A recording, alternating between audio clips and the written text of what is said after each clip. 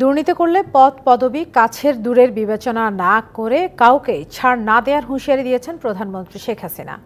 দেশ থেকে দুর্নীতি নির্মূলে জিরো টলারেন্স নীতি অনুসরণের প্রতিশ্রুতি পুনর্ব্যক্ত করেন তিনি।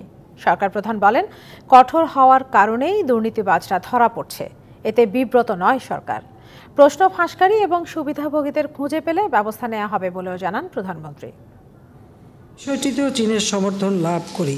রবিবার বিকালে চীন সফর নিয়ে আয়োজিত সংবাদ সম্মেলনের শুরুতেই সফরের প্রাপ্তি আর সারসংক্ষেপ তুলে ধরেন প্রধানমন্ত্রী। 21টি সমঝোতা স্মারক স্বাক্ষরিত হয়। বলেন, মানসিকভাবে অসুস্থরা ভারত চীন সফর নিয়ে বিভ্রান্তি ছড়াচ্ছে। আমি তার আগে ভারতে গেলাম, তাদের সাথে আমার সম্পর্ক বলে আসলে ভারতের কাছে দেশ বেঁচে দিছি। আর চীনে গেলাম, বলে কিছুই দেয় নাই। তো এটা তো বলেই আসছে, এটা সম্পূর্ণ মানসিক অসুস্থতা ছাড়া এভাবে বানোয়াট কথা কেউ বলতে পারে না। দুর্নীতির বিরুদ্ধে ব্যবস্থা নেওয়ার প্রসঙ্গে প্রধানমন্ত্রী নিজের বাসার সাবেক এক কর্মীর অর্থ সম্পদের বিষয় সামনে আনেন। আমার বাসায় কাজ করে গেছে পিয়ন, সে এখন 400 কোটি টাকার মালিক। হেলিকপ্টার ছাড়া চলে না। হ্যাঁ, বাস্তব কথা। কী করে বানালো এই টাকা?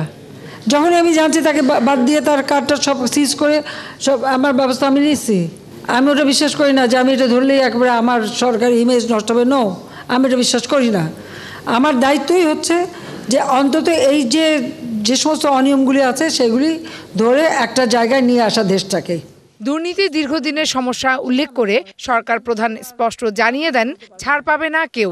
লেবারের টাকা মেরে খেলে বিচার হতে পারবে না, সেই বিচার নিয়ে প্রশ্ন উঠবে।